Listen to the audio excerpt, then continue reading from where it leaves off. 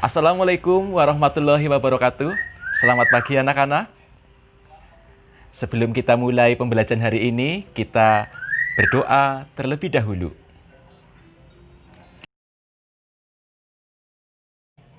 Anak-anak, hari ini kita akan belajar tema 5 tentang ekosistem. Subtema 2, hubungan antar makhluk hidup di dalam ekosistem. Pembelajaran yang keempat. Perhatikan dengan baik ya. Adapun tujuan pembelajaran muatan pelajaran bahasa Indonesia adalah dengan mengumpulkan fakta dan informasi, siswa mampu membuat sebuah teks non-fiksi tentang aktivitas perekonomian yang dilakukan masyarakat setempat berkaitan dengan daerah tempat tinggalnya secara baik dan benar. Tujuan pembelajaran IPS adalah dengan mengamati ketampakan alam di sekeliling, siswa mampu membuat laporan pengamatan ketampakan alam di daerah sekitar secara benar. Tujuan pembelajaran PPKN adalah dengan membaca dengan seksama bacaan tentang kerukunan, siswa mampu mendiskusikan keterkaitan antara hidup rukun dengan persatuan dan kesatuan secara tepat. Untuk mengumpulkan fakta dan informasi dari sebuah teks bacaan bisa diperoleh dengan mengajukan pertanyaan. Suatu kalimat tanya dapat menggunakan kata tanya.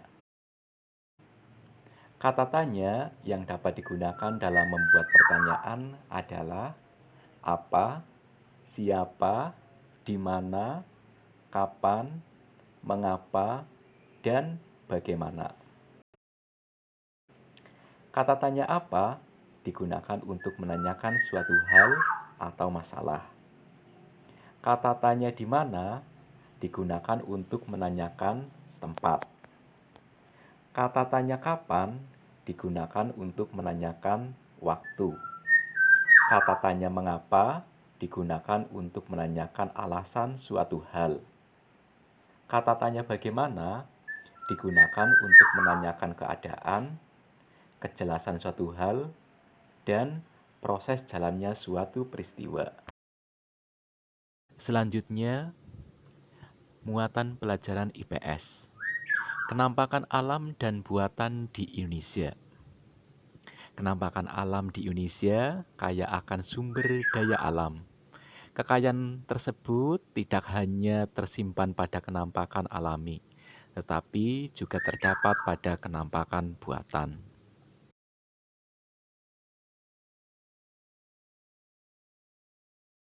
Kenampakan alam di Indonesia terdiri atas wilayah daratan dan wilayah perairan.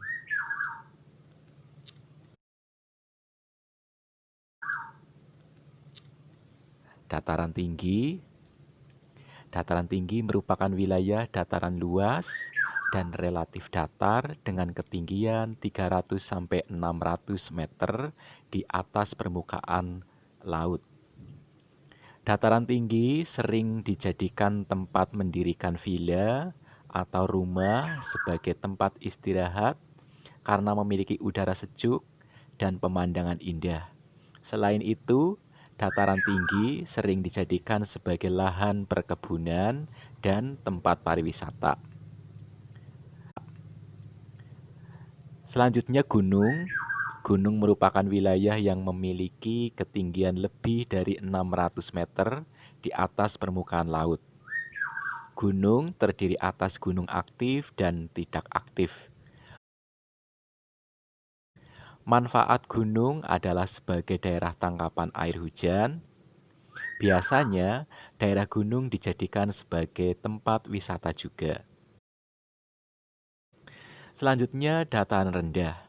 Dataran rendah merupakan wilayah yang berada di ketinggian kurang dari 200 meter di atas permukaan laut. Dataran rendah biasanya dimanfaatkan untuk perkebunan tebu, kelapa, lahan pertanian, pemukiman, dan industri. Wilayah perairan terdiri atas air laut, sungai, danau, dan rawa.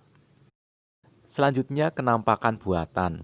Kenampakan buatan merupakan kenampakan yang dibuat oleh manusia. Keuntungan dari membangun kenampakan buatan adalah memudahkan kegiatan manusia seperti irigasi, rekreasi, transportasi, dan menyediakan lapangan pekerjaan.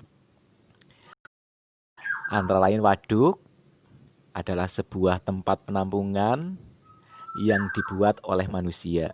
Selain itu, waduk sebagai penghalang aliran air sungai.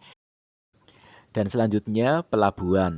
Pelabuhan adalah sebuah tempat untuk menerima kapal dan memindahkan penumpang atau barang kargo. Pelabuhan biasanya dibangun di daerah teluk agar terhindar dari gelombang laut dan badai. Setiap warga negara mempunyai kewajiban membangun bangsa dan negara.